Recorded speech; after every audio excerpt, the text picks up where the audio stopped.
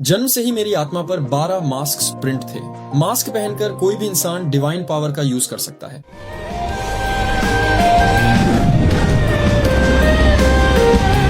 黄土，天下英雄闻我名，无不丧胆。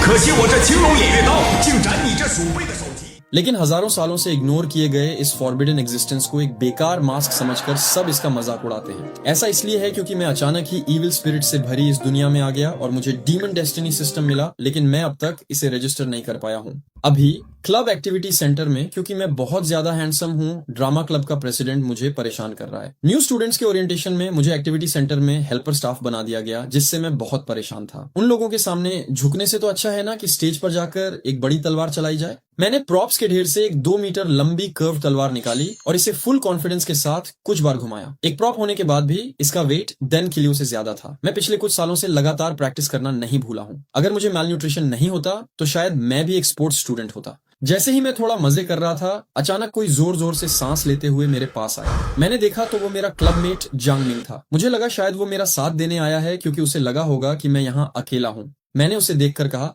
जांगमिंग, वाह, तुम सच में सच्चे दोस्त हो यार। उन ग्लैमरस फीमेल क्लासमेट्स को देखने के बजाय तुम यहाँ मेरा साथ देने आए हो। लेकिन अगले ही पल उसके पैर लड़खड़ाए और वो जमीन पर गिर पड़ा। वो बुरी तरह डरा हुआ था और हांफते हुए बोला, ओल्ड सू, कुछ बहुत बुरा हो गया है। स्टूडियो में एक मॉन्स्टर घुस आया है। उसने स्टूडेंट्स और टीचर्स सबको खा लिया है। मैं ये सुनकर पूरी तरह से शॉक रह गया। मेरे पास डीमन डेस्टिनी सिस्टम है, इसलिए मैं अंदाजा लगा सकता हूँ कि ये दुनिया मेरी पास्ट लाइफ की अर्थ से अलग हो सकती है। लेकिन 19 साल तक बिना किसी अजीब चीज का सामना किए रहने के बाद मैंने कभी एक्सपेक्ट नहीं किया था कि अचानक यूनिवर्सिटी में किसी मॉन्स्टर से मिलूंगा। क्या इसका मतलब है कि मेरा चीट कोड अब एक्टिव हो सकता है? मैंने थोड़ा एक्साइट होकर पूछा, जल्दी बताओ, स्टूडियो में तुम्हारा सामना किस मॉन्स्टर से हुआ?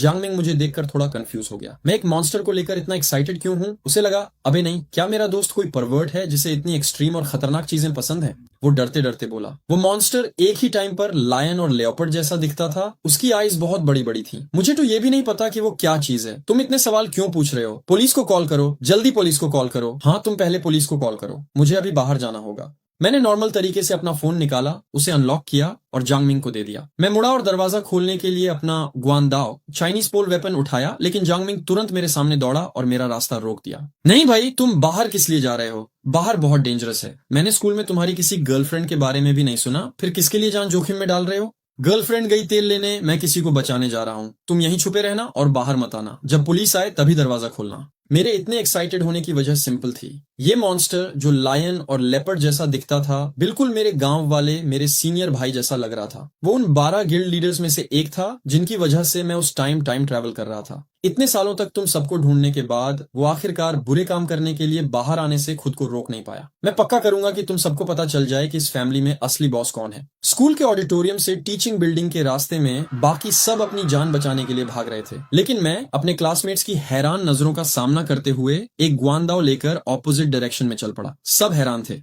तुम क्या कर रहे हो? क्या तुम पागल हो? हीरो बनने से पहले तुम्हें कम से कम सिचुएशन के बारे में सोचना चाहिए था। हे क्लासमेट, क्या तुम लोगों को बचाने आए हो? जल्दी से इंजर्ड लोगों को बाहर निकालने में मेरी हेल्प करो। एक बहुत ही क्यूट दिखने वाली लड़की ने एक्साइटेड होकर रिक्वेस्ट की। मैंने उस बोलने वाली लड़की की तरफ देखा और उसके पीछे कई इंजर्ड लोगों को देखा, जिनके हाथ पैर और गर्दन तक गायब थे। वो लोग अभी जिंदा थे, इसीलिए मुझे थोड़ी राहत मिली। सीनियर, आप खुद ही कोई रास्ता सोचिए, मुझे इससे भी ज्यादा जरूरी काम करने हैं। अपनी बात खत्म करने के बाद मैंने उसकी रिक्वेस्ट भरी नजरों को इग्नोर किया और स्टूडियो की तरफ चलता रहा। सीनियर, ये आदमी खुद को मरवाना चाहता है। वो मॉन्स्टर लोगों को खा रहा है। एक बार जब उसका पेट भर जाएगा तो वो हमें पकड़ लेगा। भागो। सीनियर ल्यू रुयन मेरा पीछा करना चाहती थी और मुझे रोकने के लिए मनाना चाहती थी, लेकिन उसके बगल में कई जूनियर स्टूडेंट्स इंजर्ड थे, इसलिए वो भी नहीं आ सकी। स्टूडियो में खून की तेज स्मेल आ रही थी और जमीन पर धीरे धीरे ब्लड स्टेन्स दिखने लगे थे। मोस्टली स्टूडेंट्स पहले ही भाग चुके थे। इस बड़े से स्टूडियो में सिर्फ मेरे कदमों की आहट और रोने चिल्लाने की हल्की आवाजें सुनाई दे रही थीं।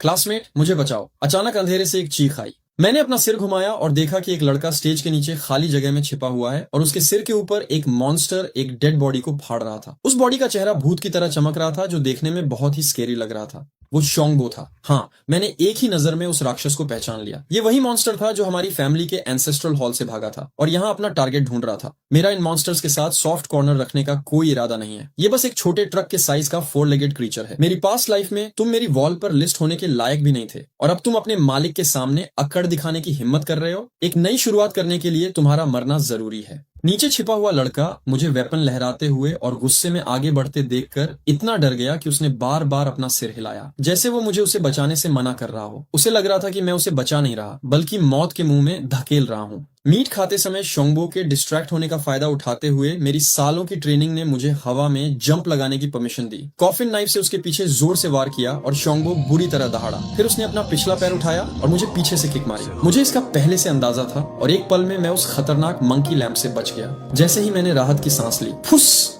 हवा का एक झोंका मेरे कान के पास से गुजरा और एक स्टील के विप जैसी टेल सीधे मेरे फेस पर आई। इमरजेंसी में मैं सिर्फ कॉफिन नाइफ का यूज करके ही उसे रोक सका, लेकिन उसकी टेल ने नाइफ के चिथड़े उड़ा दिए और इस जोरदार टक्कर से मेरी पूरी बॉडी में एक शॉकवेव दौड़ गई।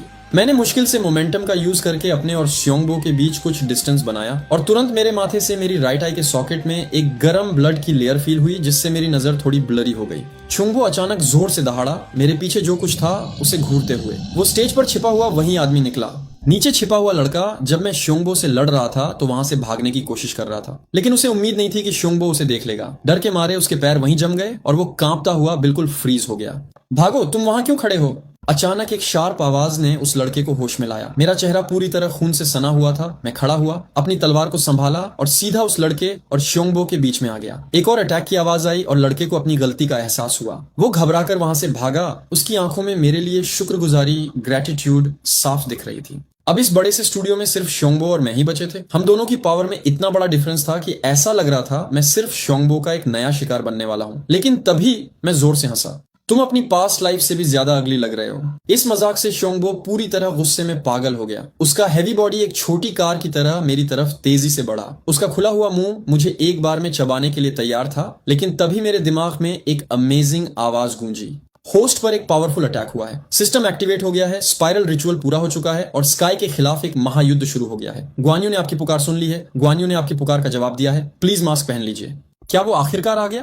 अंधेरे में मुझे अपने पीछे एक बहुत लंबा आदमी खड़ा हुआ दिखा। हालांकि मैं उसका चेहरा साफ नहीं देख पा रहा था, पर मुझे पूरा यकीन था कि ये हैवी बॉडी वाला पावरफुल आदमी कोई और नहीं बल्कि ग्वान यू ही है। उसी समय मेरे फेस पर एक जाना पहचाना रेड मास्क दिखाई देता है और फिर मैं अपनी आत्मा में बसे उन वर्ड्स को दोहराता हूँ। मेरे लिए ये मॉन्स्टर एक मुर्गे या कुत्ते जैसा ही है। तुरंत ही ग्रीन ड्रैगन क्रेसेंट ब्लेड की एक फैंटम एनर्जी मेरे हाथ में बचे हुए आधे प्रॉप ग्वान दाओ के साथ ओवरलैप हो जाती है और पूरे स्टूडियो में एक पावरफुल ड्रैगन की दहाड़ गूंजने लगती है। मेरे पीछे खड़ी ग्वान यू की वो सोल तुरंत मेरी बॉडी में एंटर कर जाती है। मैंने जमीन पर अपना पैर पटका और फुल स्पीड में सीधा श्योंगबो की तरफ दौड़ा। श्योंगबो की लैंटर्न जैसी बड़ी आंखों में अब साफ डर दिख रहा था। उसे ऐसा लगा जैसे वो मेरे अंदर असली ग्वान यू को देख रहा हो और वो पूरी तरह खौफ से भर गया। मैंने एज्योर ड्रैगन क्रेसेंट ब्लेड को घुमाया और बिना किसी रुकावट के उसके स्टील जैसे फेस को ऊपर की तरफ चीर दिया। जब तक हम दोनों अलग हुए मैंने अपनी ब्लेड वापस रख ली। मास्क के पीछे मेरे एक्सप्रेशंस को पढ़ना नामुमकिन था और अगले ही पल वो मॉन्स्टर श्योंगबो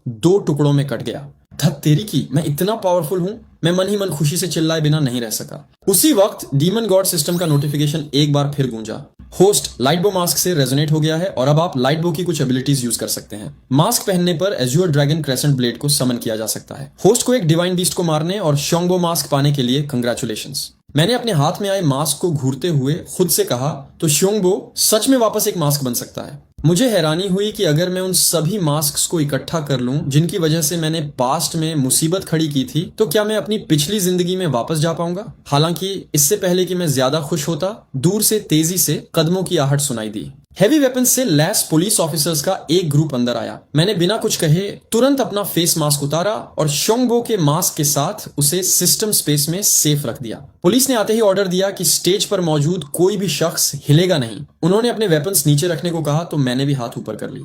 तभी यूनिफॉर्म में एक फीमेल पुलिस ऑफिसर अंदर आई। छोटे बाल और दुबले चेहरे वाली इस ऑफिसर का नाम यिन होंगयू था। उसकी ईगल जैसी तेज आंखें पूरे स्टूडियो में घूमने के बाद आखिरकार मुझ पर टिक गईं। मेरे हाथ में एक प्लास्टिक का कॉफिन नाइफ था। मेरी पूरी बॉडी खून से लथपथ थी, लेकिन मेरे चेहरे पर डर का कोई निशान नहीं था। मैं बिल्कुल शांत खड़ा था, जो थोड़ा अजीब लग रहा था। मॉन्स्टर कहाँ है? यिन होंगयू ने अपने कॉलीग से ठंडी आवाज में पूछा। मैम, हमने पूरा स्टूडियो चेक कर लिया है, हमें कोई मॉन्स्टर नहीं मिला, बस ये स्टूडेंट ही सबसे ज्यादा सस्पिशियस लग रहा है। मेरे इनोसेंट चेहरे को देखकर और मेरी बॉडी पर लगे खून को नोटिस करते हुए यिन होंगयू ने अपनी आईब्राउज सिकोड़ी और ऑर्डर दिया, इस एरिया के चारों तरफ गार्ड लगा दो, बाकी स्टूडेंट्स को बाहर निकालो और इस स्टूडेंट को पहले पुलिस स्टेशन ले चलो। उसी वक्त मैं भी कोई पंगा नहीं चाहता था, इसीलिए मैंने चुपचाप बात मानी और हैंडकफ्स पहन ली। जैसे ही मैं स्टूडियो से बाहर निकला, अनगिनत स्टूडेंट्स मुझे तारीफ भरी नजरों से देख रहे थे। खास करके वो लड़का जिसे मैंने अभी अभी बचाया था, वो ऑफिसर यिन होंगयू का हाथ खींचते हुए लगातार समझाने की कोशिश कर रहा था। ऑफिसर, मेरा यकीन कीजिए, सच में इसी भाई ने मेरी जान बचाई है। आपने गलत आदमी को अरेस्ट किया है। इस दुनिया में सच में मॉन्स्टर्स हैं। धत तेरी की, आप लोग मेरा यकीन क्यों नहीं कर रहे? कुछ देर बाद वेस्ट सिटी पुलिस डिपार्टमेंट के एक इंटरोगेशन रूम में यिन होंगयू मेरे सामने सीरियस एक्सप्रेशन के साथ बैठी थी। वो सीधे पॉइंट पर आई। क्या तुम कभी पहले किसी एबनॉर्मल क्रीचर के कांटेक्ट में आए हो? क्या तुम एक ब्रेकर हो? यिन होंगयू की आंखें बहुत तेज थीं। वो मेरी आंखों में घूरते हुए कोई झूठ पकड़ने की कोशिश कर रही थी। मैंने ऊपर से बिल्कुल काल्म होने का नाटक किया, लेकिन मेरा दिमाग तेजी से चल रहा था कि अब क्या बोलना है। पुलिस वाली की बातों से मैं अंदाजा लगा सकता था कि पुलिस डिपार्टमेंट को शोंगबो जैसे क्रीचर्स के बारे में पहले से पता था और उसने ब्रेकर्स का जिक्र भी किया था। लेकिन मुझे ब्रेकर्स के प्रति उनका एटीट्यूड नहीं पता था, इसलिए मैंने अपनी रियल आइडेंटिटी बताने की हिम्मत नहीं की। मेरी चुप्पी देखकर यिन होंगयू का गुस्सा भड़क गया। उसने मेरा पतला चेहरा पकड़ा और उस औरत ने मुझे मेरी सीट से ऊपर उठा दिया। उसी पल प्लेन क्लोथ्स सिविल ड्रेस में एक जवान आदमी और एक औरत इंटेरोगेशन रूम में एंटर हुए। उन्हें देखते ही मुझे अपनी गर्दन पर प्रेशर कम होता हुआ फील हुआ और जो पुलिस वाली अभी तक इतना रौब दिखा रही थी, उसका सारा ओरा तुरंत गायब हो गया। यिन होंगयू ने उन दोनों को देखते ही दबी आवाज में कहा, ये स्टूडेंट सुइशिन है। अब तुम दोनों इससे बात करो, मैं चलती हूँ। और वो बिना एक वर्ड बोले तुरंत वहां से चली गई। हेलो, कॉन्फिडेंशियलिटी रूल्स के मुताबिक मैं अभी जो कुछ भी कहने वाली हूँ वो सब सीक्रेट रहना चाहिए। हुआंग शाओलिंग ने मेरी तरफ देखकर थोड़ा स्माइल किया और समझाना शुरू किया। मैंने हाँ में सिर हिलाया, लेकिन मेरा दिमाग तेजी से चल रहा था। ऐसा लग रहा था कि चेन ब्रेकर से निपटने के लिए इनके पास एक पूरा सिस्टम था और मुझे इतनी जल्दी ढूंढ लेने का मतलब था कि इनके पास पक्का एक डेडिकेटेड ऑर्गेनाइजेशन है। हुआंग शाओलिंग ने अपने पास बैठे जियांग की तरफ इशारा किया। जियांग ने अपना गला साफ किया और बोला, पहले हम चाहते हैं कि तुम अपनी एबिलिटी दिखाओ। प्लीज गलत मत समझना, हम बस ये कंफर्म करना चाहते हैं कि तुम हम में से एक हो या नहीं। जैसे ही उसने ये कहा, जियांग ने अपना राइट हैंड खोला और देखते ही देखते उसकी हथेली में अचानक ऑरेंज रंग की आग की लपटें, फ्लेम्स, जल उठी। मैंने थोड़ा सा अजीब फेस बनाया और कहा, मेरी एबिलिटी कुछ अलग है। मुझे नहीं पता कि ये एम्यूलेट ताबीज तुम्हारी जरूरतों को पूरा करता है या नहीं। इसके साथ ही उन्होंने मेरी हैंडकफ्स, हथकड़ी खोल दी और मैं तुरंत अपने दिमाग में सिस्टम स्पेस से कनेक्ट हो गया और अगले ही पल मेरे हाथ में एक रेड ग्वानगोंग एम्यूलेट दिखाई दिया। चीज मेरे हाथ में आ गई। ऑब्जेक्ट्स की पावर, मैं समझ गया। फिर तो कोई हैरानी नहीं कि तुम बैरियर तोड़ने के बाद इतनी जल्दी मॉन्स्टर्स को संभाल पाए। किसी वजह से जियांग की आंखें तुरंत निराशा, डिसअपॉइंटमेंट से भर गईं और उसका एटीट्यूड अब पहले जैसा एक्साइटेड नहीं रहा। अपने पार्टनर का इंटरेस्ट खत्म होते देख हुआंग शाओलिंग ने एक ठंडी सांस ली और मुझे समझाने लगी। मैं अपना नए सिरे से इंट्रोडक्शन देती हूँ। मेरा नाम हुआंग शाओलिंग है और ये जियांग है। हम दोनों 5th special personal research institute से हैं, या शॉर्ट में कहें तो S लेवल इन्वेस्टिगेटर्स हैं। आपने बाहर के हालात और खतरे की वजह से हमारे जुरिस्डिक्शन में एक बैरियर ब्रेकिंग एक्सपीरियंस किया है, जो नेचुरल बैरियर ब्रेकिंग के रूल्स के मुताबिक बिल्कुल सही बैठता है। अब हमारे पास 2 मैनेजमेंट ऑप्शंस हैं, जिनमें से आप कोई एक चुन सकते हैं। पहला ऑप्शन ये है कि आप स्पेशल पर्सनल इंस्टीट्यूट में एक इंटर्न इन्वेस्टिगेटर के तौर पर ज्वाइन कर लीजिए, जिसमें आपको 25,000 yuan monthly salary, 5 social insurance, एक हाउसिंग फंड और साथ में मेडिकल इंश्योरेंस मिलेगा। और दूसरा ऑप्शन ये है कि आप हमारे कंट्रोल रेगुलेशंस को माने, जिसमें आपको रहने के खर्चे के लिए हर महीने 8,000 युएन मिलेंगे और आप कोई दूसरा काम ढूंढने के लिए बिल्कुल फ्री हैं। लेकिन आपको अपना रजिस्टर्ड घर छोड़ने की परमिशन नहीं है। ये 2 ऑप्शन सच में ज्यादा सोचने लायक नहीं है। अगर आप भेष बदलकर जेल नहीं जाना चाहते तो आप सिर्फ पहला ऑप्शन ही चुन सकते हैं। मैंने अपना पक्का फैसला कर लिया। अभी ज्यादा एक्साइटेड मत हो। स्पेशल एजेंट एजेंसी में शामिल होने के लिए तुम्हें अभी भी न्यू रिक्रूट असेसमेंट पास करना होगा। तुम्हारी इस पावर के साथ तुम्हें शायद तुरंत वापस भेज दिया जाएगा। मेरे बगल में खड़ी जियांग ने मेरी चॉइस सुनकर नफरत भरी नजर से देखा। सू मिंग, इसकी चिंता मत करो। ऑब्जेक्ट टाइप की अवेकन एबिलिटीज भी बुरी नहीं है, और ये जो अपर लिमिट की बात है, इस पर सिर्फ टॉप के लोगों को ही सोचने की जरूरत होती है। हुआंग शाओलिंग ने पहले उसे घूरा, फिर बेबस होकर मेरी तरफ देखा और कहा, तो हम इंतजार करेंगे और देखेंगे। इस पर मैंने बस बेपरवाही से स्माइल किया। उनकी बातों से मुझे यह भी पता चल गया कि इस दुनिया में जो अवेकन एबिलिटीज हैं वो मेन 5 कैटेगरीज में बंटी हुई हैं: super human, mental, natural, special और ऑब्जेक्ट। पहली 4 कैटेगरीज को ट्रेनिंग के जरिए स्ट्रॉन्ग किया जा सकता है। सिर्फ ऑब्जेक्ट टाइप की अपर लिमिट पूरी तरह से लक पर डिपेंड करती है। कोई हैरानी नहीं कि मेरी एबिलिटी का पता चलते ही जियांग का एटीट्यूड इतना बदल गया। हालांकि मुझे इसकी बिल्कुल परवाह नहीं थी। आखिर किसी को नहीं पता था कि ये कोई आम ऑब्जेक्ट एबिलिटी नहीं है। इसके पीछे मेरा फेस शिफ्टिंग सिस्टम काम कर रहा था। इसी बीच इंटेलिजेंस एजेंसी के स्क्वायर में एक ट्रस्ट असेसमेंट चल रहा था। पत्थरों से ढकी बॉडी वाला एक जवान लड़का एक टाइगर जैसे मॉन्स्टर से लड़ रहा था। अचानक मॉन्स्टर उस लड़के पर टूट पड़ा, लेकिन उसने खुद को बचाने के बजाय उसे रोकने के लिए बस एक हाथ आगे बढ़ा दिया। हैरानी की बात यह थी कि मॉन्स्टर के शार्प पंजों ने उसके हाथ पर एक सफेद निशान तक नहीं छोड़ा। वो जोर से हंसा और उस टाइगर जैसे मॉन्स्टर के माथे पर एक सॉलिड पंच मारा। मॉन्स्टर चीखा, पीछे की तरफ उड़ा, 2 बार रोल हुआ और फिर शांत हो गया। हालांकि इस पंच ने उसकी सारी एनर्जी खत्म कर दी थी। वेंग वू ने एक लेवल 1 मॉन्स्टर को हराया। इसकी कैपेबिलिटी बहुत अच्छी है और ये फोकस्ड ट्रेनिंग के लायक है। काम के कपड़े पहने एक मिडिल एज आदमी अपने हाथ में कंप्यूटर चलाते हुए रिपोर्ट लिख रहा था। बुरा नहीं है भाई, तुमने तो आते ही फर्स्ट क्लास रेटिंग पा ली। बहुत से लोगों को तो पहले असेसमेंट में रेटिंग तक नहीं मिलती। स्टेज के नीचे खड़े कई लोग स्पेशल ट्रेनिंग वर्ड सुनकर वांग वू की तारीफ करने लगे। वांग वू अपनी कमर पर हाथ रखे गर्व से स्माइल कर रहा था। इस स्पीड से उसे पूरा यकीन था कि वो कैपिटल का सबसे ट्रस्टेड कैंडिडेट बनेगा। मुझे सबसे ऊंचा लेवल दो। लेकिन तभी मेरे मुंह से एक ऐसी आवाज निकली जिसने सबको चौंका दिया। बाई शाओक्सियाओ मुझे असेसमेंट के रूल्स समझा रही थी और मन ही मन बुदबुदा रही थी। लेकिन तभी एक बेसब्र आवाज ने हमारी बातों में रुकावट डाल दी। बाई शाओक्सियाओ एक डरे हुए खरगोश की तरह तुरंत समझाने के लिए दौड़ी। उसे डर था कि कहीं मेरे असेसमेंट के मौके में देरी न हो जाए। मिडिल एज्ड आदमी वेनियन का तुरंत सारा इंटरेस्ट खत्म हो गया। उसने पूछा, तुम किस लेवल के डीमन बीस्ट को चैलेंज करने का प्लान बना रहे हो? बार बार सबके सामने नीचा दिखाए जाने के बाद अगर मैंने अब बदला नहीं लिया तो मैं इस इतने बड़े डीमन गॉड सिस्टम की बेइज्जती करूंगा। मैंने बिना डरे कहा, मुझे सबसे ऊंचा लेवल दो। यहाँ सबसे ऊंचा लेवल अर्थ लेवल है, लेकिन अगर आप यहाँ अर्थ लेवल के डीमन बीस्ट को हरा भी देते हैं तो भी ऑफिशियली आगे बढ़ने के लिए आपको उससे जुड़ा टास्क पूरा करना होता है। उस मिडिल एज्ड आदमी ने मेरा मजाक उड़ाया। उसने ऐसे बहुत से यंगस्टर्स देखे थे जो अवेकन होने के तुरंत बाद घमंडी और ओवर कॉन्फिडेंट हो जाते हैं और खुद को इमॉर्टल समझने लगते हैं। सुमिंग, हमें सिर्फ लेवल 1 डीमन बीस्ट को चैलेंज करना है। पुराने इन्वेस्टिगेटर्स भी शायद ही कभी लेवल 1 डीमन बीस्ट को अकेले हरा पाते हैं। मेरा यकीन करो, मैं लेवल 1 को चैलेंज कर सकता हूँ।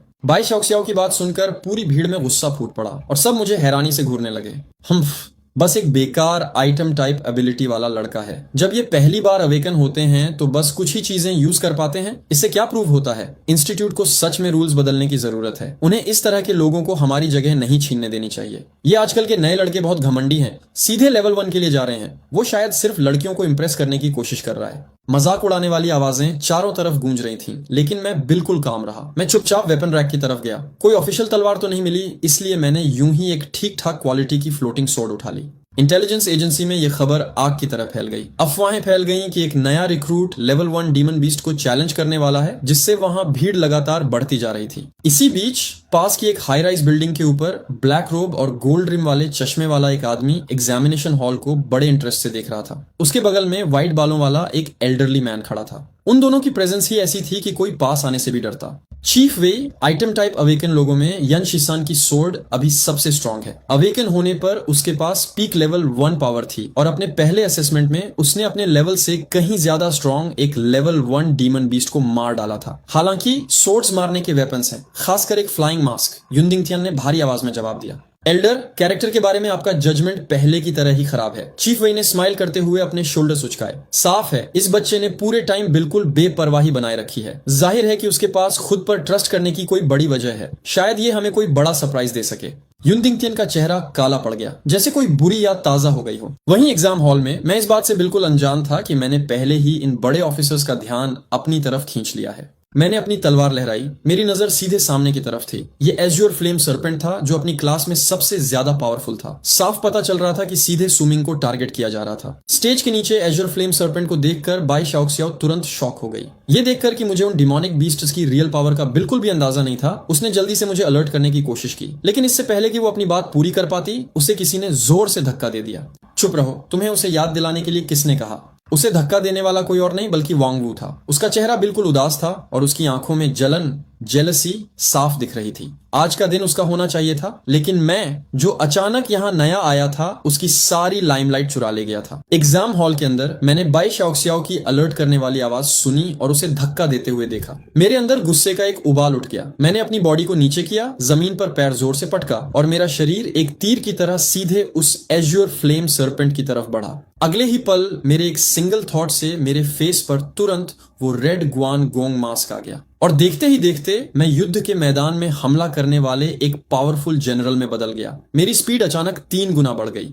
कितनी ज्यादा स्पीड है! क्या ये लड़का कोई सुपर ह्यूमन अवेकनर है?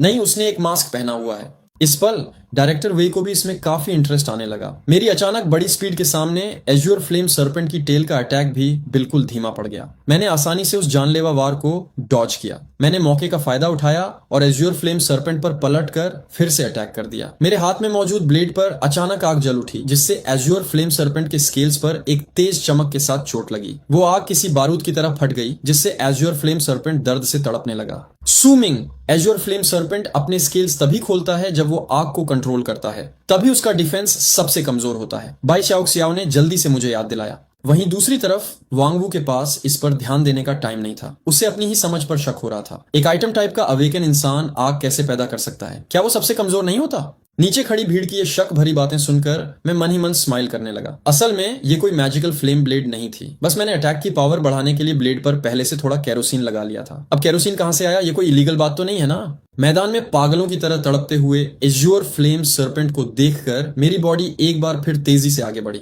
एक पल में मैंने डजन्स ऑफ मीटर्स का डिस्टेंस कवर किया। मेरी घिसटती हुई ब्लेड हवा में एक चक्की की तरह नाच रही थी, बिल्कुल एक उड़ते हुए ड्रैगन की स्पीड के साथ। एक झटके में उसकी जुबान कट गई और एज्योर फ्लेम सर्पेंट की बॉडी तुरंत चिथड़े चिथड़े हो गई। वो रोशनी के पार्टिकल्स में बदलकर पूरे एग्जाम हॉल से गायब हो गया। पूरे एग्जामिनेशन हॉल में तुरंत मौत जैसा सन्नाटा छा गया। अगर जमीन पर वो बड़ी दरारें न होती तो कोई यकीन ही नहीं करता कि एक नए लड़के ने लेवल 1 के मॉन्स्टर को एक ही बार में ढेर कर दिया। सूमिंग, level 1 rating, average potential, training के लिए सही नहीं है। छिन रिक्सिन की ठंडी आवाज ने सन्नाटे को तोड़ा, जिससे वहां तुरंत हंगामा मच गया। सूमिंग अभी भी सिर्फ लेवल 1 का क्यों है, जबकि उसने लेवल 1 के मॉन्स्टर को हराया है और असेसमेंट के सारे रूल्स पूरे किए हैं। बाई शाओक्सियाओ का चेहरा गुस्से से लाल हो गया जब उसने छिन रिक्सिन से यह सवाल पूछा। खुद देख लो, उसके हाथ का वेपन टूट चुका है। हालांकि उस कट ने एज्योर फ्लेम सर्पेंट की गर्दन काट दी थी, लेकिन उसकी हड्डी पूरी तरह नहीं टूटी थी। ऐसी इंजरीज के बाद भी मॉन्स्टर आखिर तक लड़ सकता है, लेकिन सूमिंग बिना अपने वेपन के अब उसे कोई नुकसान नहीं पहुंचा सकता। छिन रिक्सिन ने बेसब्री से समझाया। बाई शाओक्सियाओ का चेहरा यह जवाब सुनकर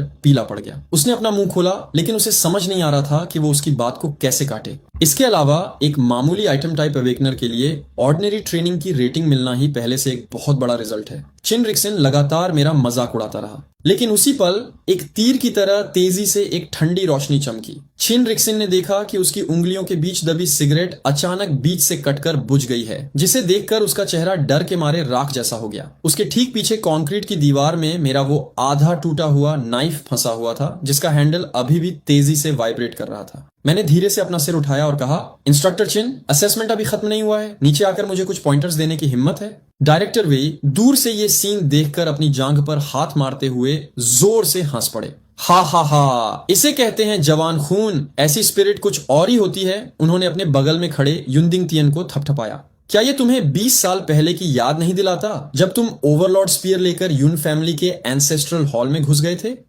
वो मेरे जैसा बिल्कुल नहीं है, युनदिंग तियन ने ठंडी आवाज में कहा, लेकिन उसकी आंखों में पुराना दर्द साफ झलक रहा था। बच्चे, तुम में सच में कोई तमीज नहीं है। एक मामूली आइटम टाइप होकर एक इंस्ट्रक्टर को चैलेंज करने की हिम्मत? छिन रिक्सिन सबके सामने भड़क गया और गुस्से में बोला। ये बोलते ही वो तुरंत जंप लगाकर एग्जामिनेशन रूम की तरफ भागा। जैसे ही वो जमीन पर उतरा, वहां की फ्लोर एक स्पाइडर वेब के पैटर्न में फट गई। आज मैं तुम्हें दिखाऊंगा कि एक असली अर्थ लेवल एक्सपर्ट कैसा होता है। ये तो सच में फंस गया। सूमिंग ने तो कोई टेक्निक भी प्रैक्टिस नहीं की है, वो इंस्ट्रक्टर का मुकाबला कैसे करेगा? स्टैंड के कोने में खड़ी बाई शाओक्सियाओ का चेहरा चिंता के मारे पीला पड़ गया था। तभी मेरे पैर अचानक दीवार से टकराए और बैलेंस बिगड़ने की वजह से मैं लगभग गिरने ही वाला था। मेरे मास्क के नीचे मेरी स्किन पर ठंडा पसीना आ गया। आखिरकार समझ आ ही गया ना, छिन रिक्सिन ने मेरा मजाक उड़ाते हुए कहा। जब कोई टेक्निक प्रैक्टिस नहीं की, फिर भी तुम अपनी अवेकन एबिलिटीज का इतनी लापरवाही से यूज करने की हिम्मत कर रहे हो, तो क्या हुआ अगर तुम एक ऑब्जेक्ट टाइप अवेकनर हो? ये बिल्कुल ऐसा है जैसे कोई बच्चा एक बड़ी तलवार चला रहा हो। तुम इसे ज्यादा देर तक नहीं चला पाओगे। तो ऐसा है, मैंने सोचा। पहली बार जब मैंने मॉन्स्टर की चेस्ट और नेक पर अटैक किया था, तो बस एक ही बार में फाइट खत्म हो गई थी, इसलिए मुझे कुछ अजीब नहीं लगा। लेकिन अब जब मैं इस पावर का ज्यादा यूज कर रहा हूं, तो मुझे ऐसा फील हो रहा है जैसे अनगिनत छोटे छोटे टेंटिकल्स मेरे चेहरे को जकड़ रहे हैं, जो लगातार मेरी लाइफ फोर्स को खत्म कर रहे हैं। मैंने शुरू में सोचा था कि इस पावर का यूज करके छिन रिक्सिन को अच्छे से पीटूंगा, लेकिन यहाँ तो मेरा बैलेंस पहले ही बिगड़ गया। जैसे ही मैं थोड़ा फ्रस्ट्रेटेड फील कर रहा था, मेरे दिमाग में एक ठंडी सी सेंसेशन दौड़ी। इससे पहले कि मैं कुछ समझ पाता, मेरे सामने खड़ा छिन रिक्सिन खुद को रोक नहीं पाया और एक पल में वो अपनी जगह से गायब हो गया। इतनी तेजी से छिन रिक्सिन को अचानक गायब होते देख मेरी आंखें सिकुड़ गईं। मुझे बिल्कुल उम्मीद नहीं थी कि वो अपनी कोई स्पेशल एबिलिटी एक्टिवेट किए बिना ही इतनी तेज स्पीड दिखा देगा। मैंने अभी अपनी एबिलिटी एक्टिवेट भी नहीं की है और तुम पहले से ही हैरान हो। चिन रिक्सिन की ठंडी आवाज अचानक मेरे ठीक पीछे से गूंजी और मेरे कानों में उसकी एक सरसराहट भरी फुसफुसाहट भर गई। मैंने अचानक आगे की तरफ जंप लगाई और पीछे से चिन रिक्सिन के चुपके से किए गए अटैक से बाल बाल बचा। मेरा रिएक्शन बहुत तेज था लेकिन बेकार रहा। जैसे ही मैंने खुद को संभाला, इससे पहले कि मैं कुछ रिएक्ट कर पाता, मेरी आंखों के सामने धुंधलापन छा गया और फिर मुझे एक झटका लगा। मैंने खुद को वापस उसी जगह पाया। मेरे पेट में तेज दर्द हुआ और मेरी बॉडी तुरंत दूर जा गिरी। इससे पहले कि मैं संभल पाता, मेरा शरीर फिर से कांपा और मैं अपना पेट पकड़े हुए अचानक चिन रिक्सिन के सामने दोबारा आ गया। अगले ही सेकंड एक हैवी पंच मेरे गाल पर लगा और मेरा दिमाग बिल्कुल खाली हो गया। फिर मेरा चेहरा झटके से घूमा और मेरे फेस से वो मास्क तुरंत गायब हो गया। ये हमेशा याद रखना, बाकी सभी न्यू रिक्रूट्स, ये मत सोचना कि तुम अपने सीनियर्स को सिर्फ इसलिए चैलेंज कर सकते हो क्योंकि तुम्हारे पास कुछ स्पेशल एबिलिटीज हैं। चिन रिक्सिन ने मेरी पिछली फाइट को बहुत छोटा समझा, जैसे कि सिर्फ इसी तरह वो अपनी पावर दिखाकर मुझे नीचा दिखा सकता था। वहां खड़े बाकी सभी इन्वेस्टिगेटर्स जो डर से कांप रहे थे, वो मुझे थोड़ी दया से देख रहे थे, लेकिन उन्होंने मुझे जमीन पर पड़ा हुआ नहीं देखा। मैं अचानक अजीब अजीब आवाजें निकाल रहा था। मेरी बॉडी बेकाबू होकर कांप रही थी और वही स्केरी फीलिंग मेरे दिमाग में वापस आ रही थी। भैया, ओ भैया, क्या तुम्हें मेरी पावर चाहिए? मुझसे भीख मांगो और मैं तुम्हारे लिए उसे जान से मार दूंगा। मैं तुम्हारा मालिक हूँ, उसकी हिम्मत कैसे हुई मुझसे बार्गेन करने की? मैंने एक ठंडी हंसी के साथ कहा और मेरी कॉन्शियसनेस धीरे धीरे अंधेरे में डूब गई। चिन रिक्सिन ने मेरा ये अजीब बिहेवियर देखा, लेकिन उसका चेहरा सीरियस बना रहा। उसके चेहरे पर घबराहट का कोई निशान नहीं था। उसे लगा कि मैं बस कोई ट्रिक चला रहा हूँ। चिन रिक्सिन ने तुरंत अपनी पूरी पावर इकट्ठा की। उसका वेपन एक ब्लैक फॉग, काले धुएं की लेयर से कवर होता हुआ दिखा। जब तुम इतने जिद्दी हो तो एक और वार खाओ। मेरा शरीर एक बार फिर से खींचकर चिन रिक्सिन के सामने आ गया। उसका वेपन एक आरी 100 जैसे खतरनाक और तेज अटैक के साथ एक बार फिर मेरे फेस पर लगने ही वाला था। तभी अचानक एक मजाक उड़ाने वाली हंसी गूंजी। चिन रिक्सिन झटके से रुक गया। उसने डर के मारे अपनी वेस्ट को कवर किया और तुरंत अपनी जगह से पीछे जंप लगा दी। कौन भूत की तरह हंस रहा है? चिन रिक्सिन की आवाज में अब डर का हल्का सा एहसास साफ था। मैं अभी भी वहीं फ्रीज था। मेरा सिर थोड़ा बेकाबू होकर हिल रहा था। सुमिंग। चिन रिक्सिन को लगा कि कुछ सच में गड़बड़ है और उसने धीरे से आवाज लगाई, लेकिन तभी मेरे मुंह से एक बिल्कुल अलग और भयानक आवाज निकली।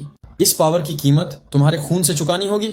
और एक सिंगल पल में मेरे फेस पर नुकीले दांतों और उभरी हुई आंखों वाला एक बेहद स्केरी गोस्ट मास्क दिखाई देने लगा। भूत? कुछ गड़बड़ है, कोई इंटेलिजेंस एजेंसी में घुस रहा है, बैकअप को बुलाओ। नीचे खड़ी भीड़ में तुरंत अफरा तफरी मच गई।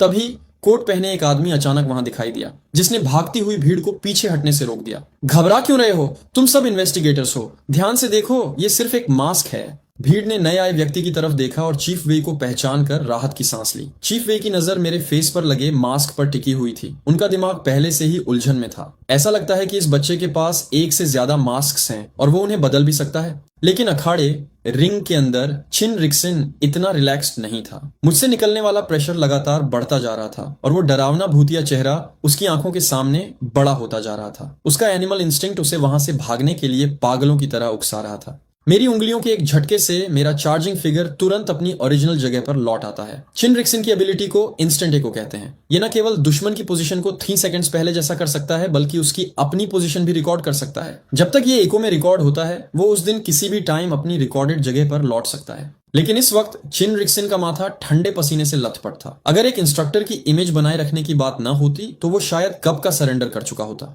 नहीं, इस कंडीशन में ये बच्चा पक्का ज्यादा देर तक नहीं टिक सकता। जब तक ये मुझे जान से नहीं मार देता, मैं इसे हरा सकता हूँ। चिन रिक्सिन को तुरंत लगा कि जीत उसकी मुट्ठी में है। जैसे ही वो मेरी पोजीशन को रीसेट करने के लिए अपना राइट हैंड फिर से उठाने वाला था, मेरी हल्की सी हंसी अचानक उसके कान में गूंजी। चिन रिक्सिन ये देख भी नहीं पाया कि मैं कब उसके पास पहुंच गया और उसने जल्दी से अपनी उंगली बढ़ाकर मेरी ओरिजिनल पोजीशन पर वापस जाने की कोशिश की। ज्यादा देर नहीं हुई थी, मैं तुरंत स्माइल किया और अपनी पुरानी जगह पर लौट आया, जैसे मैं कभी वहां से हिला ही नहीं था। जब तक कि सबने ये नोटिस नहीं किया कि मेरे हाथ में एक कटा हुआ हाथ था। चिन रिक्सिन ने दर्द के मारे एक जोरदार चीख मारी और पूरी भीड़ में अचानक सन्नाटा और अफरा तफरी मच गई। सब लोग हैरान थे। कोई सोच भी नहीं सकता था कि एक नया लड़का जो अपने पहले ही दिन अवेकन हुआ हो, वो इतनी आसानी से एक इंस्ट्रक्टर का हाथ उखाड़ सकता है। यूनदिंग तियन इस बढ़ती हुई और बेकाबू होती सिचुएशन को देख रहा था। उसने चुपचाप अपने पैर आगे बढ़ाए। एल्डर, इतनी जल्दबाजी मत करो, ये बस एक कटा हुआ हाथ ही तो है, ऐसा नहीं है कि इसे दोबारा जोड़ा नहीं जा सकता। चलो थोड़ी देर और शो देखते हैं। डायरेक्टर वेई ने अपना वही बेपरवाह अंदाज बनाए रखा। मैं एक कड़वी स्माइल के साथ हंसा। क्या इंस्ट्रक्टर को अब भी लगता है कि हमारी एबिलिटीज बेकार हैं? मुझे जवाब दो। मेरी उस अजीब और भयानक हंसी से वहां मौजूद बाकी इन्वेस्टिगेटर्स की रूह कांप गई। तुम पागल हो, ये आदमी पूरा साइको है। वंग वू इस बार सच में डर गया था। आखिर उसने ही मुझे बैक स्टेज सबसे ज्यादा गालियां दी थी। सू मिंग, मैं मानता हूं कि तुम में कुछ हुनर है, लेकिन अभी बहुत टाइम है, तुम बस इंतजार करो। ये कड़े शब्द कहने के बाद चिन रिक्सन पूरी तरह शांत हो गया। वो आज सच में हार गया था, लेकिन तो क्या मैं उसे यहाँ जान से तो नहीं मार सकता था? हालांकि तभी एक और डरावनी आवाज दोबारा सुनाई दी।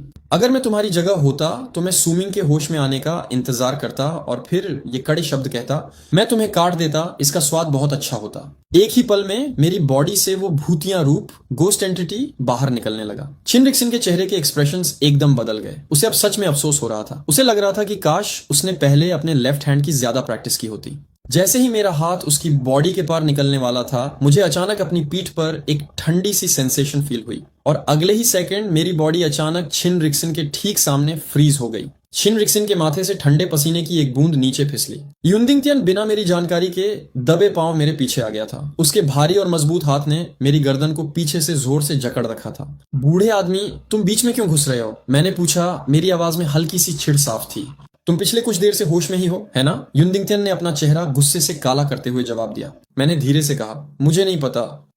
मैं अभी उठा। असल में मैं होश खोने से बस 1 सेकंड पहले ही जाग गया था, लेकिन मुझे उम्मीद नहीं थी कि मेरी सारी पावर इतनी जल्दी समझ में आ जाएगी। लगता है इस बूढ़े आदमी की ताकत का सच में कोई जवाब नहीं। बेशक मेरा इरादा चिन रिक्सन को जान से मारना नहीं था, मैं तो बस उसे थोड़ा डराना चाहता था। आखिर नीचे इतने बड़े बड़े ऑफिसर्स जो देख रहे थे।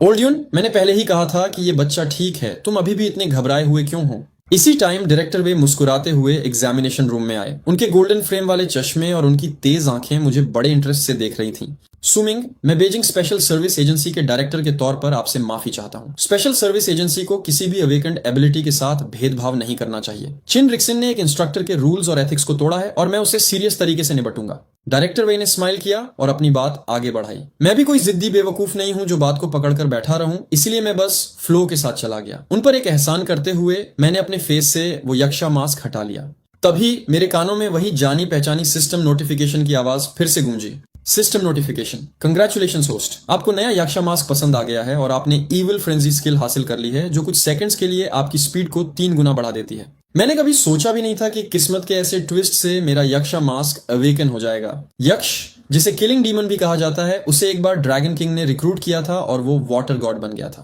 तभी अचानक मेरे दिमाग में एक बोल्ड और क्रेजी आइडिया आया। अगर मैं पहले यक्षा मास्क पहनूं, इविल फ्रेंजी स्किल को एक्टिवेट करूं और फिर मास्क स्विच करने के लिमिटेड टाइम के दौरान ग्वानगोंग मास्क पर स्विच कर जाऊं, तो क्या मैं ग्वानगोंग मास्क का flying dragon in the sky 3 Guna speed से नहीं कर पाऊंगा? भाई, मैं तो सच में एक जीनियस हूं। बॉस, आप बात को थोड़ा बड़ा चढ़ाकर कह रहे हैं। इंस्ट्रक्टर चिन और मैं तो बस मजाक कर रहे थे, है ना? मैंने स्माइल करते हुए कहा और फिर चिन रिक्सन का वही कटा हुआ हाथ पकड़कर उसे गुस्से से घूरा। तो इंस्ट्रक्टर, मेरा अभी का असेसमेंट स्कोर कैसे कैलकुलेट किया जाएगा? सूमिंग, rating D, outstanding potential, training के लिए क्वालिफाइड। चिन रिक्सन बस दांत पीसकर हर एक शब्द को साफ साफ बोल पा रहा था। एक ही पल में वहां मौजूद सभी इन्वेस्टिगेटर्स शॉक हो गए। D rank? किसी नए रिक्रूट को अपने पहले ही असेसमेंट में डी रैंक मिले? कितना टाइम हो गया है? मॉन्स्टर है ये, एकदम शैतानी दिमाग। इन्वेस्टिगेटर्स का शॉक होना असल में काफी नॉर्मल था। आखिर स्पेशल एजेंट के पोटेंशियल रेटिंग सिस्टम में सिर्फ 4 लेवल्स थे, बैड, एवरेज, एक्सीलेंट और आउटस्टैंडिंग। और जिन्हें आउटस्टैंडिंग रेटिंग मिलती थी उन्हें फ्यूचर में कम से कम बी रैंक तक की गारंटी होती थी। बाद में स्पेशल एजेंट की लाइब्रेरी में डायरेक्टर वे ने मुझे मार्शल आर्ट्स ग्रेडिंग सिस्टम और उनकी टेक्निक्स से इंट्रोड्यूस करवाया। कहा जाता है कि इस बिल्डिंग में अभी की मार्शल आर्ट्स ग्रेडिंग और बेसिक टेक्निक्स पर जांगवांग नाम के एक आदमी ने रिसर्च की थी। मार्शल आर्ट्स के डोमेन्स टोटल 9 स्टेजेस में बंटे होते हैं और ये स्टेजेस और अवेकनिंग लेवल्स एक दूसरे से टकराते नहीं हैं। आमतौर पर जिन लोगों का मार्शल आर्ट्स लेवल जितना ज्यादा होता है, उनका अवेकनिंग लेवल भी कम नहीं होता। तभी डायरेक्टर वे ने थोड़े अजीब अंदाज में बुक शेल्फ से एक पुराना पीला स्क्रोल निकाला। सूमिंग, ये एक ऐसा विजुअलाइजेशन डायग्राम है जो पुराने जमाने से चला आ रहा है, जिसका आज तक कोई पता नहीं चल पाया। सबसे पुरानी मार्शल आर्ट्स टेक्निक्स इसी तरह के विजुअलाइजेशन से ही शुरू हुई थी। जैसे ही वो स्क्रोल खुला, मेरी आंखें अचानक फटी की फटी रह गईं। उस स्क्रोल में 3 आंखों, 4 चेहरों और 8 हाथों वाले एक गॉड को दिखाया गया था, जो कि फाइटिंग वुड एप लॉर्ड की ही इमेज थी। क्या तुम इस पिक्चर में दिख रहे व्यक्ति को पहचानते हो? चीफ वेई ने मेरी घबराहट को अच्छे से नोटिस कर लिया था, इसलिए मैं थोड़ा हिचकिचाया। क्या इस दुनिया में फाइटिंग वुड एप लॉर्ड की कोई कहानी ही नहीं है? मैंने सोचा। आखिर उन्होंने सेकंड मास्टर ग्वान को भी नहीं पहचाना था, तो जाहिर है वो फाइटिंग वुड एप लॉर्ड को भी नहीं पहचानते होंगे। इतने सालों में हमने कंट्री के काफी रिसोर्सेज यूज कर लिए, अनगिनत पुरानी बुक्स छान मारी, लेकिन हमें इस पोर्ट्रेट वाले गॉड के बारे में कोई जानकारी नहीं मिली। ये देखकर कि चीफ वेई ने मुझे और ज्यादा फोर्स नहीं किया, मैंने मन ही मन राहत की सांस ली। ठीक है, ये पिक्चर कुछ टाइम के लिए तुम्हारे पास रहेगी। ये नए रिक्रूट्स के लिए एक बोनस समझ लो। आमतौर पर तुम जिस तरह के मेडिटेशन का सोचोगे वो तुम्हारे लिए ज्यादा सही रहेगा। फिर चीफ वेई ने वो पोर्ट्रेट मुझे दे दिया। बेशक ये फ्री नहीं है। 1 महीने बाद स्पेशल सर्विस ब्यूरो की इंटरनल एक्सचेंज मीटिंग में तुम जाओगे और उन घमंडी लोगों को दिखाओगे कि आइटम टाइप एबिलिटीज कितनी खतरनाक हो सकती हैं। चीफ वे का ये खुला अंदाज देखकर मैं हंसी बिना नहीं रह सका। फिर उन्होंने अपना हाथ हिलाया और एक पिंक बालों वाली लड़की अंदर आई और वो अचानक बाई शॉक्सियाओ थी। अब से ये तुम्हारी एक्सक्लूसिव असिस्टेंट होगी। तुम किसी भी काम या प्रोसेस के लिए इसके पास जा सकते हो और तुम दोनों साथ में ही रहोगे। डायरेक्टर वेई ने एक शरारती स्माइल दी जिस पर मैं बस अजीब तरीके से मुस्कुरा कर रह गया। उस रात स्पेशल एजेंसी के डॉर्मेट्री में मैंने दीवार पर टंगे स्क्रोल के सामने सिर झुकाकर प्रणाम किया। हजारों चेहरों का तरीका, 3 सिर और 6 हाथों की एबिलिटी, मैं उस इमॉर्टल को श्रद्धांजलि देता हूँ। एक ही पल में एक सुनहरी रोशनी ने मेरी पूरी बॉडी को घेर लिया और मेरे चारों तरफ 3 सिर, 6 हाथ और 12 चेहरों वाली एक धुंधली सी भूतिया शैडो गोस्ट एंटिटी दिखाई देने लगी। मैंने कभी सोचा भी नहीं था कि मैं उस फाइटिंग वुड एप लॉर्ड के विजुअलाइजेशन डायग्राम से 1000 गुना बिना आकार वाला महान तरीका फॉर्मलेस ग्रेट वे टेक्निक नाम की मार्शल आर्ट्स टेक्निक को सच में समझ पाऊंगा। मेरी मेडिटेशन ने सीधे मेरे अंदर छुपी किस्मत के आईने को तोड़ दिया। अब मैं सच में मार्शल आर्ट्स के रास्ते पर चल पड़ा हूँ। अगले दिन मैंने बाई शाओक्सियाओ से एक प्रीफेक्चर लेवल का मिशन दिलवाने में हेल्प मांगी। आखिर मेरी ताकत अब उस टाइम से काफी ज्यादा थी जब मैंने चिन रिक्सिन से लड़ाई की थी, क्योंकि चिन रिक्सिन खुद प्रीफेक्चर लेवल के मिशन संभाल सकता था। इसलिए मुझे अपनी एबिलिटीज पर पूरा ट्रस्ट था। लेकिन मुझे ये नहीं पता था कि चिन रिक्सिन असल में सबसे कमजोर प्रीफेक्चर लेवल इन्वेस्टिगेटर्स में से एक था। इसलिए तो वो इतने लंबे टाइम से स्पेशल एजेंट स्टेशन पर एक ट्रेनर बना हुआ था। मैंने मिशन प्लेटफॉर्म चेक किया और मुझे बेजिंग यूनिवर्सिटी से स्टूडेंट्स के गायब होने की इन्वेस्टिगेशन नाम का एक प्रीफेक्चर लेवल मिशन मिला। बाई शाओक्सियाओ ने पूछा, सुमिंग, क्या हमें ये मिशन करना चाहिए? बेजिंग यूनिवर्सिटी शब्द सुनते ही मैं तुरंत बिस्तर पर उठकर बैठ गया। वो मेरा ही कॉलेज अल्मा माटर था। मैंने कंप्यूटर स्क्रीन पर देखा जिस पर साफ साफ लिखा था, दिसंबर की ठंड में बेजिंग यूनिवर्सिटी की यीशु सोसाइटी के 4 स्टूडेंट्स कैंपस में रहते हुए अचानक मिस्टीरियसली गायब हो गए। क्या ये स्कूल की लापरवाही है या फिर किसी की शैतानी साजिश? मैंने धीरे से कहा, चलो ये मिशन हम ही करेंगे। बहुत बढ़िया है, मैं भी इसी बहाने अपने पुराने स्कूल वापस जाकर देखना चाहता हूँ। इसी बीच बेजिंग यूनिवर्सिटी के बॉयज डॉर्मेट्री के ठीक नीचे एक लड़की पुलिस से बहस कर रही थी। मिस जांग मिंग अभी इस केस का सबसे बड़ा आई विटनेस चश्मदीद है और इस वक्त वो किसी से नहीं मिल सकता। पुलिस ऑफिसर ने सब्र के साथ उसे समझाने की कोशिश की। उस लड़की ने गुस्से में अपनी आईडी दिखाते हुए कहा, ये मेरी आइडेंटिटी पहचान है। आप इसकी रियलिटी वेरीफाई करने के लिए अपने सुपरवाइजर से कांटेक्ट कर सकते हैं। मैं आपसे कोऑपरेशन की रिक्वेस्ट कर रही हूँ, आपकी परमिशन नहीं मांग रही हूँ। उस लड़की का घमंडी बिहेवियर देखकर दोनों पुलिस वालों के चेहरे गुस्से से काले पड़ गए। तो प्लीज इस मैटर पर बात करने के लिए पहले हमारे सीनियर्स से कांटेक्ट कीजिए। जैसे ही हमें ऊपर से कोऑपरेशन का ऑर्डर मिलेगा हम आपको अंदर जाने देंगे। दोनों ऑफिसर्स ने अपनी बात खत्म की, सीधे खड़े हुए और लिंग शुरान को पूरी तरह इग्नोर करते हुए दरवाजा बंद करने लगे। ये सुनकर लिंग शुरान तुरंत भड़क गई। उसकी उंगलियों पर एक तेज ओरा अचानक जमा होने लगा। तुम मुझे अंदर जाने दोगे या नहीं? तुम हमें धमका रहे हो। दोनों पुलिस वालों के चेहरे अब सीरियस हो गए और उन्होंने तुरंत अपनी वेस्ट पर लगी पिस्टल्स पर हाथ रख दिया। इस क्रिटिकल मोमेंट पर मैं अचानक लिंग शुरान के पीछे आ गया। वो तो बस अटैक करने ही वाली थी, लेकिन मैंने आसानी से उसे पकड़कर रोक दिया। अरे सब लोग प्लीज काम डाउन, ये सब बस एक मिसअंडरस्टैंडिंग है, सब एक मिसअंडरस्टैंडिंग है। मैंने जल्दी से अपना हाथ उठाया जिससे होने वाला झगड़ा वहीं रुक गया। तुम कौन हो? पुलिस वाले ने मुझे अचानक बीच में घुसते देख बड़ी सावधानी से पूछा। मैं हंसा और अपना फोन दिखाया जिस पर एक कॉल चल रही थी। फोन के दूसरी तरफ से यिन होंग्यू की आवाज आई, शाओली, शाओ वांग, उसके साथ कोऑपरेट करो।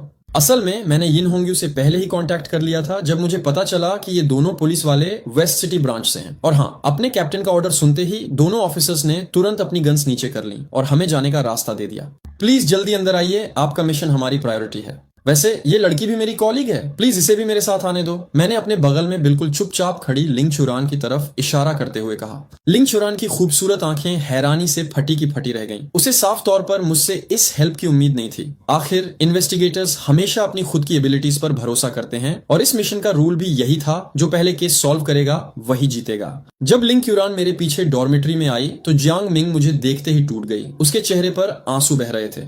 मेरे अवेकन होने से पहले वो मेरी रूममेट थी, उसका नाम जियांग मिंग है। मैंने उनका आपस में एक छोटा सा इंट्रोडक्शन करवाया और फिर जियांग मिंग ने मुझे पूरी कहानी बताई कि आखिर वहां क्या हुआ था।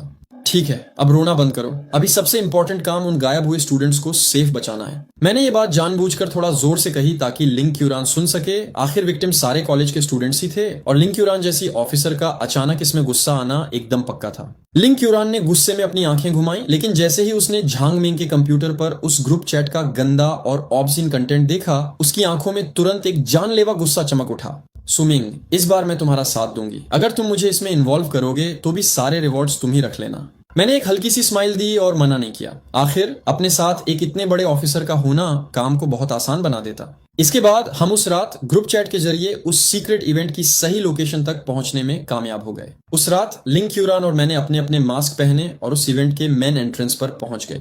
सुमिंग, हम डायरेक्टली अंदर क्यों नहीं घुस जाते? जब हमें लोकेशन पहले से पता है तो हम क्यों देर कर रहे हैं? लिंग क्यूरान ने धीमी आवाज में पूछा। मैंने उसे समझाया कि हम पहले इस पर्दे के पीछे के मास्टरमाइंड का रियल मोटिव पता लगाने जा रहे हैं ताकि आगे उसके ट्रायल के लिए सॉलिड सबूत मिल सके। लेकिन वो तो बस बिना सोचे समझे इस पूरे शैतानी खेल को तुरंत खत्म करना चाहती थी। जैसे ही बैंक्वेट हॉल का मेन गेट खोला गया, अंदर से रोशनी की एक बेहद तेज चमक दिखाई दी। कम कपड़ों में गर्ल्स हॉल में इधर उधर घूम रही थीं और मास्क पहने गेस्ट्स को अलग अलग तरह की सर्विसेज दे रही थीं। मैंने कभी उम्मीद नहीं की थी कि इस छोटे से विला के अंदर ऐसी एक अलग ही दुनिया छुपी होगी जहां इतनी सारी मेड्स काम कर रही थीं। इस ऑपरेशन का स्केल सच में बड़ा जोरदार था। लिंग क्यूरान और मैंने एक दूसरे की तरफ देखा। हमारी आंखें हैरानी से भर गई थी। जेंटलमैन, क्या आपके पास इनविटेशन है? रैबिट मास्क पहने एक औरत हमारे पास आई और उसने पूछा। मैंने अपना पहले से रेडी किया हुआ फोन निकाला और उसे अपना डिजिटल इनविटेशन दिखा दिया। ठीक है, कंफर्म हो गया है। प्लीज अंदर आइए, आज का एक्साइटिंग प्रोग्राम बस शुरू ही होने वाला है। बात करने के बाद वो औरत मुड़ी और चली गई। ऐसा लगा कि उसे हमारी आइडेंटिटी पर थोड़ा सा भी शक नहीं हुआ। लेकिन उसी टाइम बैंक्वेट हॉल की लाइट्स अचानक डिम हो गईं और स्टेज के सेंटर में एक व्यक्ति पर व्हाइट स्पॉटलाइट की एक किरण चमकी। मेरे इस ग्रैंड बैंक्वेट में आप सभी का स्वागत है। मैं आपका ग्रुप लीडर हूँ। आप मुझे यंग मास्टर जाओ कह सकते हैं। यंग मास्टर जाओ? क्या ये कैपिटल की सबसे अमीर फैमिली का लड़का है? मैं मन ही मन सोचने लगा। ऐसा लगता है कि सब लोग पहले से ही काफी इम्पेशेंट हो रहे हैं, तो हम आपको और सस्पेंस में नहीं रखेंगे। आज हमने आप सभी के लिए कुछ एकदम असली और स्पेशल तैयार किया है। आप सभी जानते हैं कि इस साल की कैंपस ब्यूटी रैंकिंग आ गई है ना? झाओ शुआई उस स्पॉटलाइट के नीचे खड़ा था। उसकी हंसी और भी घमंडी होती जा रही थी और स्टेज के नीचे मास्क पहने लोग तुरंत बेचैन होने लगे। लेकिन तभी अचानक पूरे बैंक्वेट हॉल में एक अजीब सी नशीली खुशबू फैलने लगी। मुझे तुरंत फील हुआ कि मेरी गर्दन गर्म हो गई है, मेरी जीभ में खुजली हो रही है और तभी गुआन यू की वार्निंग अचानक मेरे कानों में गूंज उठी। शराब और औरतें हमेशा तबाही लाती हैं, दो बाग एक सूखे पेड़ को भी गिरा देते हैं। मैं बाल बाल बचा था। ये फ्रेग्रेंस एकदम गलत थी, इसमें कोई नशा था। मुझे अचानक होश आया। मैंने अपना सिर घुमाया और देखा कि लिंग क्यूरान का चेहरा पूरी तरह लाल हो चुका था और वो बड़ी अजीब नजरों से मुझे देख रही थी। धत्त तेरे की, मेरा फायदा मत उठाओ, मैंने सोचा। मैंने कभी एक्सपेक्ट नहीं किया था कि ये फ्रेग्रेंस इतना हैवी असर करेगी कि लिंग क्यूरान जैसी एक हाई लेवल ऑफिसर भी इस नशे को रोक नहीं पा रही थी, तो वहां मौजूद बाकी आम कॉलेज स्टूडेंट्स की तो बात ही अलग थी। सुमिंग, मुझे एक किस दो, लिंग क्यूरान ने होश खोते हुए कहा। अचानक बाई शियाओ शियाओ की आवाज मेरे ईयरफोन्स से आई। मेरे पर्सनल सपोर्ट के तौर पर वो सबसे सही डिसीजन लेने के लिए दूर से पूरे हालात पर नजर रखे हुए थी। सुमिंग, मजाक नहीं कर रही हूँ। लिंग क्यूरान की एबिलिटी एक एलीट पावर है जो मेटल के वेपन से बहुत मिलती जुलती है। अगर तुम उसे किसी मेटल की चीज से चोट पहुंचाते हो तो सुपर कंप्यूटर के कैलकुलेशंस के हिसाब से उसे होश में लाने का सक्सेस रेट 97% से भी ज्यादा है। डर था कि कहीं मैं उस पर यकीन नहीं करूंगा, इसलिए बाई शियाओ शियाओ ने सीधे थ्योरी वाला डेटा ही मुझे बता दिया। ये सुनते ही मैंने बिना सोचे समझे तुरंत अपने बगल वाली टेबल से तरबूज काटने वाला चाकू उठाया और लिंग क्यूरान के हाथ पर घोंप दिया। Crack sound effect. चाकू का ब्लेड 2 टुकड़ों में टूट गया। सुमिंग, ये सच में एक बेहद बेरहम वार था। मेरे कानों में लिंग क्यूरान की एक जानलेवा और गुस्से भरी आवाज गूंजी। सीनियर, ये सुपर कंप्यूटर का बनाया हुआ प्लान है, इसमें मेरा कोई लेना देना नहीं है। मैंने अजीब तरीके से अपना हाथ हिलाया। लेकिन इससे पहले कि मैं उसे कुछ और समझा पाता, पूरे बैंक्वेट हॉल में अचानक अफरा तफरी मच गई। मास्क पहने हुए लोगों का एक ग्रुप पार्टी शुरू करने के लिए पागलों की तरह आगे बढ़ा। मैंने दबे पांव बाहर झांका और उन मास्क वाले आदमियों को देखकर मुझे लगभग उल्टी ही आ गई। ये कोई मजाक नहीं था। वो साफ तौर पर एक इंसानी चेहरे वाला बेहद पतला मॉन्स्टर था। इस मॉन्स्टर का नाम मेई है, एक फुली मैच्योर मेई जिसमें सी लेवल की ताकत है। बाई शियाओ शियाओ की जोरदार आवाज ईयरपीस से आई। लेकिन इससे पहले कि मैं कोई जवाब दे पाता, अगले ही सेकंड जाओ शुआई ने अचानक हम दोनों को गुस्से में घूरते हुए कहा, तो तुम दोनों यहाँ छुपकर ये सब देख रहे हो? ये देखकर कि हम अब और एक्टिंग नहीं कर सकते, हमने तुरंत अपने मास्क उतार दिए। झाओ शुआई ने हाथ से इशारा किया और काले कपड़े पहने बॉडीगार्ड्स का एक बड़ा ग्रुप विला से बाहर निकल आया। उनके ऑनरा को देखकर लग रहा था कि ये सभी लोग कम से कम फर्स्ट टीयर के फाइटर्स हैं। कोई हैरानी नहीं कि वो कैपिटल के सबसे अमीर झाओ फैमिली से थे। बॉडीगार्ड्स के इस ग्रुप के पोस्टर को देखकर ही कोई भी बता सकता था कि उनकी पावर बहुत ज्यादा है। झाओ शुआई ने बड़े कॉन्फिडेंस के साथ कहा, दोनों इन्वेस्टिगेटर्स, तुम लोग मेरे झाओ ग्रुप में शामिल होने के बारे में क्यों नहीं सोचते? स्पेशल सर्विस एजेंसी तुम्हें जो भी ऑफर करेगी, मैं झाओ शुआई उसका 3 गुना पेमेंट करूंगा। उस घटिया और बोरिंग यूनिट में रहने से तो अच्छा है कि तुम मेरे साथ यहाँ मजे करो। लेकिन लिंग क्यूरान उससे फालतू बात करने के मूड में बिल्कुल नहीं थी। उनके हाथ के एक झटके से अचानक एक तेज मेटल जैसी आवाज आई, सस्पेक्ट झाओ शुआई, तुमने स्पेशल सर्विस एजेंसी के मैनेजमेंट रेगुलेशंस के आर्टिकल 9 को तोड़ा है। तुम्हें अभी के अभी अरेस्ट किया जाता है। अगर तुमने विरोध किया तो तुम्हें एक रोग कल्टीवेटर माना जाएगा और मौके पर ही ढेर कर दिया जाएगा। लिंग क्यूरान की आवाज बर्फ जैसी ठंडी थी। ये सुनकर झाओ शुआई अचानक पागलों की तरह हंसने लगा। हैं? हा हा हा हा हा, तुम लोगों को लगता है कि तुम मुझे अरेस्ट करने के काबिल हो? मेरे सामने सीक्रेट सर्विस कुछ भी नहीं है। मेरा बस एक फोन कॉल और तुम्हारे डायरेक्टर को खुद यहाँ आकर मुझसे माफी मांगनी पड़ेगी। इससे पहले कि वो बोलना खत्म करता, लिंग क्यूरान ने अपनी उंगली हिलाई, जिससे झाओ शुआई के हाथ में पकड़ा वाइन का ग्लास एक झटके में टूट गया। टूटे हुए ग्लास को देखकर झाओ शुआई को तुरंत गुस्सा आ गया। लानत है तुम पर, पकड़ो इन्हें, मार डालो सबको। अगले ही पल लिंग क्यूरान की आंखें जान से मारने के गुस्से से भर गईं। बस एक नजर में उसने वहां मौजूद सभी बदमाशों को मौत की सजा सुना दी। इसके तुरंत बाद उसकी उंगलियों से एक तेज और खतरनाक ऑनरा निकलकर बारिश की तरह बरसने लगा, जो सीधे बॉडीगार्ड्स के ग्रुप की तरफ बढ़ा। बूम साउंड इफेक्ट्स, कई धमाके हुए। मेरे सामने खड़े हर बॉडीगार्ड की चेस्ट पर कम से कम एक गहरा तलवार का घाव स्लैश बन चुका था। मैं अपना सिर हिलाए बिना नहीं रह सका। क्या आजकल की सभी लड़कियां इतनी वायलेंट हो गई हैं? जब ये लड़ती हैं तो इंस्ट्रक्टर किन से भी ज्यादा बेरहम होती हैं। तभी एक बॉडीगार्ड चाकू लहराते हुए मेरी तरफ बढ़ा। मेरे होठों पर एक शैतानी स्माइल आ गई और मेरे फेस पर तुरंत एक ब्लू डेविल मास्क आ गया, जिससे मैं नरक से रास्ता बदलकर आए एक बदला लेने वाले भूत में बदल गया। Time to kill. इससे पहले कि वो बॉडीगार्ड कुछ समझ पाता, मैं पहले ही एक घोस्ट की तरह उसके सामने पहुंच गया और एक ही किक से उसकी चेस्ट को वहीं फ्रीज कर दिया। ये देखकर लिंग क्यूरान की आंखें अचानक शॉक से फटी की फटी रह गईं। उसे लगता था कि उसका गुस्सा और किलिंग इंटेंट पहले से ही काफी मजबूत है, लेकिन उसे उम्मीद नहीं थी कि मैं, ये नया लड़का, उससे भी ज्यादा खतरनाक और डेडली हूं। जैसे लिंग क्यूरान और मैं उन बॉडीगार्ड्स को सब्जियों की तरह काट रहे थे, एक तरफ खड़े झाओ शुआई को आखिरकार एहसास हुआ कि कुछ बहुत बड़ी गड़बड़ हो चुकी है। वो फोन डायल करते हुए डर के मारे कांप रहा था और लगातार गालियां दे रहा था। ये कमीने अभी तक यहाँ क्यों नहीं आए? धत्त तेरे की, जीशु सच में भरोसे के लायक नहीं है। लेकिन इससे पहले कि वो अपनी बात पूरी कर पाता, अपने यक्ष रूप में मैं जबरदस्त स्पीड से झाओ शुआई से बस 5 मीटर की दूरी पर था। मेरे पीछे वो मेई मॉन्स्टर्स थे जिन्हें उसने खुद ट्रेन किया था, जो अभी भी लालच से वहां मौजूद बाकी सभी लोगों की जान ले रहे थे। मैंने झाओ शुआई का गला पकड़ना चाहा, लेकिन वो झट से झुक गया और मेरे अटैक से मुश्किल से बचा। लेकिन इससे पहले कि वो कुछ और कर पाता, मैंने सीधे उसके पेट एब्डोमेन पर एक हैवी पंच मार दिया। भाइयों, सबसे पहले वीडियो तो खत्म हो गई है। अब कुछ महत्वपूर्ण बातों के बारे में बात करते हैं। मैंने एक नया सीरीज शुरू किया है, वोंग हाओ इट्स अंडर वर्ल्ड किंग वाली। ऊपर थंबनेल भी देख लिया होगा, जिससे क्लियर हो जाए कि कौन सी वीडियो है। सबसे पहली बात, इस सीरीज की वीडियो शॉर्ट क्यों आ रही हैं, और बाकी सीरीज की भी, क्योंकि मैं सभी वीडियो का स्क्रिप्ट खुद बनाता हूँ। मतलब पहले एनीमे को अच्छे से देख लेता हूँ, फिर नोटपैड पर खुद लिखता हूँ और उसके बाद वॉइस ओवर करता हूँ, इसलिए इतना समय लग जाता है। बाकी लोग तो बस चाइनीज वीडियो डाउनलोड कर लेते हैं, जो पहले से एक्सप्लेन होती हैं, उन्हें हिंदी में कन्वर्ट करके डाल देते हैं। मैं ऐसा नहीं करता, लेकिन ये भी नहीं बोलूंगा कि मैंने कभी नहीं किया। 1-2 वीडियो में किया है, लेकिन 90% वीडियो, खासकर जो वायरल हुई हैं, उनकी स्क्रिप्ट मैंने खुद लिखी है। थोड़ा सा इंतजार कर लो भाई,